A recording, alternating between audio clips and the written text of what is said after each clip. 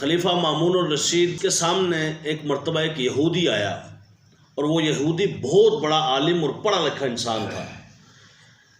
مامون الرشید نے اس کو دعوت اسلام پیش کی، مسلمان ہو جاؤ۔ تو وہ کہنے لگا جی مسلمان تو میں کوئی نہیں ہوتا۔ بہرحال باتیں وغیرہ کر کرا کے تو وہ چلا گیا۔ ایک سال بعد وہی واپس آیا اور اس کا حلیہ تبدیل دیکھ کر مامون الرشید نے سوال کیا کہ پہلے تمہیں کہا تھا اسلام قبول کرو، تم نے نہیں قبول کیا، لیکن اب آپ تشریف لائے ہو، ماشاءاللہ داڑھی والا حلیہ ہے اور مسلمانوں والا چہرہ ہے، یہ تبدیلی کیسے واقع ہوئی؟ اس نے کہا دراصل میں ایک کاتب ہوں، لکھاری ہوں، لکھنے والا ہوں۔ میں نے یہودیوں کے تورات کے 3 نسخے لکھے اور تینوں نسخوں میں نے تبدیلی کی، اور جب یہودی علماء کے پاس پہنچا ان کو میں نے یہ نسخے دیے، انہوں نے پڑھے بھی، انہوں نے تبدیلی دیکھی بھی، لیکن انہوں نے کہا چلو چل جائیں گے، کوئی مسئلہ نہیں۔ میں نے پھر انجیل کے 3 نسخے لکھے اور تینوں میں الگ الگ تبدیلیاں خود سے ڈال دی، اور میں نے وہ نسخے علماء عیسائیت کے پاس پیش کیے، انہوں نے وہ نسخے قبول کر لیے۔ پھر میں نے قرآن پاک کے 3 الگ الگ نسخے لکھے اور اس میں بھی تبدیلی اپنے ہاتھ سے کی، اور میں نے مسلمانوں کے علماء کے سامنے پیش کیے تو انہوں نے اسے رد کر دیا۔ کہا بس ان کا رد کرنا تھا کہ میرا اسلام قبول کرنا تھا۔ میں نے کہا وہی دین سچا ہے جو اپنی کتاب پر کمپرومائز نہیں کرتا۔ انا نحن نزلنا الذکر وانا لہ لحافظون، کیونکہ قرآن خود فرماتا ہے، اللہ نے ارشاد فرمایا کہ اس قرآن کو ہم نے نازل کیا اور ہم ہی اس کی حفاظت کرنے والے ہیں۔ انجیل بھی اللہ تبارک و تعالیٰ کی طرف سے اتری، اور توریت بھی اللہ کی طرف سے اتری، اور تورات کے ساتھ اور دیگر صحائف بھی اترے، لیکن اللہ نے کسی کی ذمہ داری نہیں دی۔ یہ نہیں فرمایا کسی کے بارے میں کہ اس کی ہم حفاظت کریں گے، نہیں، اس کی حفاظت کا ذمہ تھا انہی لوگوں پر جن کے پاس وہ کتابیں آئی تھیں، لیکن انہوں نے اس میں تبدیلیاں واقع کر دی۔ انبیاء نے تبدیلیاں نہیں کی، نبیوں نے تبدیلیاں نہیں کی، بعد کے امتیوں نے بیچ میں تبدیلیاں کر دی، لیکن قرآن وہ واحد کتاب ہے جس میں کسی آیت کی تبدیلی تو کجا، زبر زیر پیش کی بھی تبدیلی موجود نہیں۔ حجاج بن یوسف ایک ظالم حکمران تھا، لیکن اس کا ایک کارنامہ ہے جو آج تک مسلمانوں کو بڑا نفع دیتا ہے، وہ ہے زبر زیر پیش قرآن کے اعراب لگانا۔ قرآن کے اعراب پہلے نہیں تھے، حضور کے زمانے میں نہیں تھے، یہ بعد میں حجاج بن یوسف نے، جو کہ ایک ظالم حکمران تھا، بڑے اس نے ظلم کیے، اس نے زبر زیر پیش کا لگانے کا کارنامہ کیا۔ جب یہ زیر زبر پیش قرآن پر لگا رہا تھا تو اس وقت 10 یہودی علماء اس کے پاس آئے اور کہنے لگے حجاج تم قرآن کے اعراب لگا رہے ہو، ایک ہماری بات بھی سن لو۔ انہوں نے کہا تم سناؤ۔ کہا ہمارا کام کر دو، یہ جو ہے نا فَأَبَوْا أَن يُضَيِّفُوهُمَا، وہ جو واقعہ ہے کہ خضر علیہ السلام اور موسیٰ علیہ السلام ایک بستی پر گئے اور انہوں نے مہمان نوازی سے انکار کر دیا، فَأَبَوْا أَن يُضَيِّفُوهُمَا۔ تو جو فَأَبَوْا ہے نا، با پہ نقطہ ہے، ایک نقطہ ہے، اس کا یہ نیچے نقطہ ختم کر دو اور اوپر 2 نقطے لگا دو تو بن جائے گا فَأَتَوْا أَن يُضَيِّفُوهُمَا، کہ انہوں نے بڑی مہمان نوازی کی ہے۔ کہا کیوں اس طرح کہہ رہے ہو؟ کہا اس لیے کہ ہمارے آباء و اجداد میں سے تھے نا، تو اگر یہ ابو رہا تو صبح قیامت تک ہمیں مار پڑتی رہے گی، گالیاں پڑتی رہیں گی، تردید ہوتی رہے گی کہ ہمارے آباء و اجداد نے کھانا نہیں دیا تھا اور مہمان نوازی نہیں کی تھی، تو تم اس کو فَأَتَوْا کر دو۔ وہ کہتا ہے مجھے 1 منٹ ذرا دو، میں ذرا آتا ہوں، سوچنے کا موقع دو۔ وہ گیا کمرے میں اور رویا، بڑا رویا، گڑ گڑا کر رویا۔ اس نے کہا یا اللہ میں ظالم ہوں، یہ بات میں جانتا ہوں، میں بدکار ہوں، گناہ گار ہوں، جیسا بھی ہوں یہ میں جانتا ہوں، لیکن یہ وقت بھی آنا تھا کہ تیرے قرآن میں تبدیلی کر دوں۔ اللہ، یہ مجھ سے نہیں ہو سکتا۔ بس وہ گیا اور تلوار جناب اٹھائی ہوئی تھی اور 10 کے 10 یہودی علماء کے سر قلم کر دی۔ پتہ چلا جب حجاج بن یوسف جیسا ظالم آدمی کمپرومائز نہیں کرتا تو احمد بن حنبل جیسا پاکیزہ آدمی کیسے کر سکتا ہے؟ تو پھر جناب والا آج کے پاک و پاکیزہ اور اولیاء اللہ کیسے قرآن پاک میں تبدیلی کر سکتے ہیں؟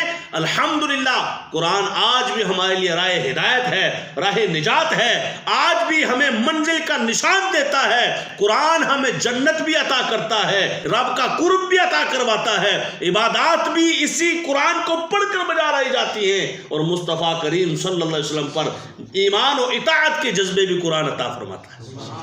تو اس کا معنی کیا ہوگا کہ ہم قرآن پاک سے ہدایت لینے والے بھی بنیں، صرف یہ نہیں کہ یہ قرآن پاک تو ہمیں ہدایت دیتا ہے تو ہم لیتے بھی ہیں کہ نہیں۔ آج رمضان کے بابرکت وقت میں بھی اگر ہم قرآن نہ پڑھ سکے تو پھر تو پورا سال شیطان حاوی رہتا ہے۔ اس لیے ہر ایک ہم میں سے قرآن پاک پڑھنے کی سعادت حاصل کرے۔ ابھی بھی 7واں روزہ ہے، ابھی بھی وقت بڑا پڑا ہوا ہے، ابھی سے شروع کریں۔ اگر کسی نے شروع نہیں کیا ہوا ہے تو اور تیز پڑھے، کم از کم ایک قرآن پاک کا ختم ضرور کرے۔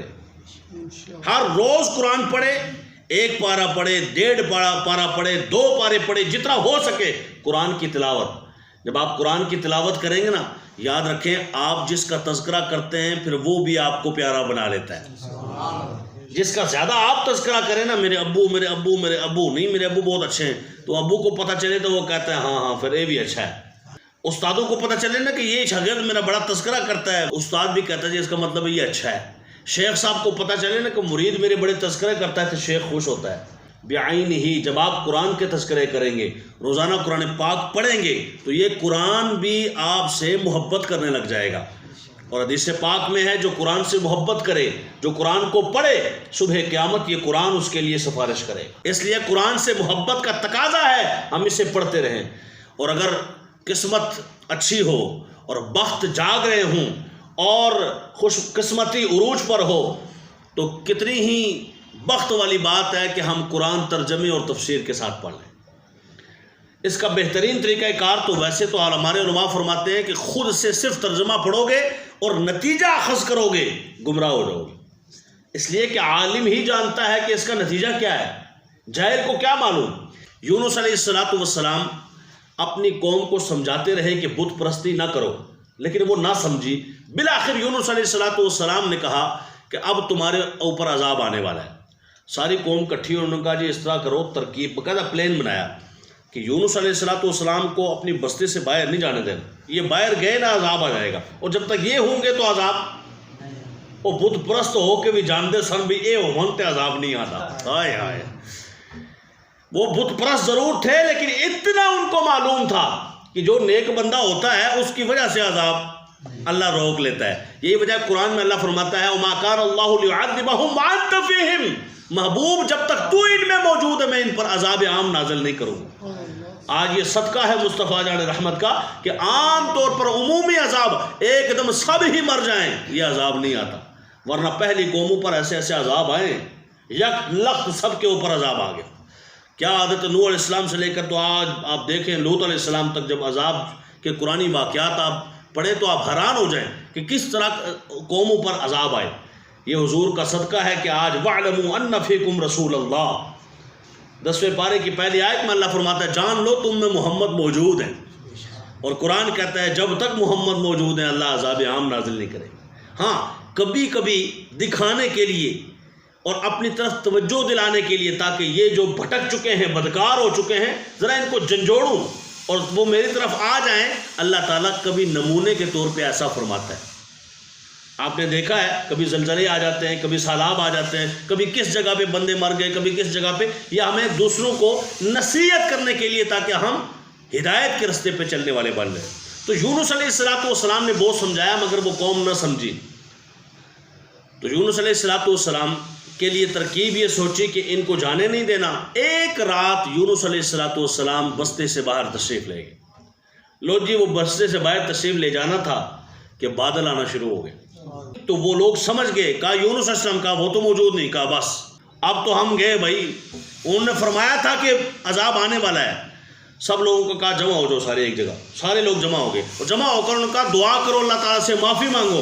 انہوں نے کہا یا اللہ تیری یونس پر ایمان بھی لائیں گے، تیری عبادتیں بھی کریں گے، بس ایک مرتبہ ہمیں معافی دے دے، یا اللہ معاف کر دے۔ بس اتنی معافی اور توبہ کے لیے ہاتھ اٹھانے تھے کہ رب نے بادل ختم کر دیے۔ یعنی پتہ چلا توبہ کرو تو اللہ بادل ختم کر دیتا ہے. توبہ کا دروازہ تو ہمیشہ کھلا ہے، لیکن رمضان کی بابرکت ساعتوں میں توبہ تھوڑی سی بھی ہو تو اللہ زیادہ قبول کر لیتا ہے.